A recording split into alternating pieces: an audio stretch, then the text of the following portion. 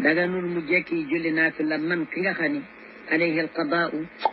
fay bori julli dafa ne ci baatam wala yusalli duha du julli yor mayuñu ko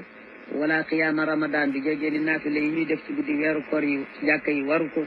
wala yajuuzu lahu du dagan mu nekk di julli bàyyi borom yàq di julli ci naafila illa shafa wal witr shafa ak witr moom may nañu ko mu def leen wal fajru ak rakka fajar ñaari rakkay fajar wal iidaani ñaari julli iid wal xusuufu julli njàpp jant ak weer wal istisqaaw julli mbaaw naan yooyu day sunna yu foor yooyu moom dana leen julli te dellu di fay bori farata way joosu dana dagan li man alayhim ñeel ña nga xam ne dafa war ci ñoom alqadaau fay man nañu an yusallu dagan nañu julli jamaatan doon mbooloo jiital kenn ci ñoom ci kaw ida stawat ndéem yem na képp salaatuhum seeni julli yem nañu ci waxtu yem ci jëmm aynu salaati mooy gune tisbaar la waxuñu kii tisbaar gi takkusaan yem ci waxtu na fekk tisbaar yi tey démb la yëpp mbaa tisbaar yi kera altine jële yëpp loolu moo di masabu Malik am nañu ko ca sartul nag yeneen waaye ñooñu du masabu Malik am nañu daganal ku doon fay tisbaar yi tey topp ci kay ku doon tisbaar yi démb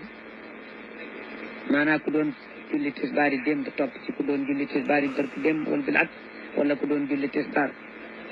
topp ci kuy fay takkusaan yoolu waaye du mazhab bi moom na seen julli nekk benn ci waxtu ak ci jëmmu julli gi tisbaar ak tisbaar la takkusaan ak te it ñoo bokk bis ba bis sàngam la ñu woon ñoom wa man nasiya ku fàtte adada ma alayhi min alqadaayi adada ma alayhi limub la ko war min alqadaayi ci fay bari julli ku fàtte lim ba sàlla na julli adadan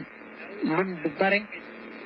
boo xam ni laa yabqa dootu des maahu ànd ak moom shakkun sikki sak na jullee julli ba nga xam ne li mu julli xam na ni bare na bare goog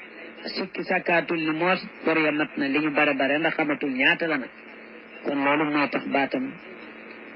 dañ li anna zimmata amiratun fala tabra'u illa bi yaqin baatu mukallaf amira la fala tabra'u illa maanaa àqal ngi ci te nag du àq ji du wàcc lu dul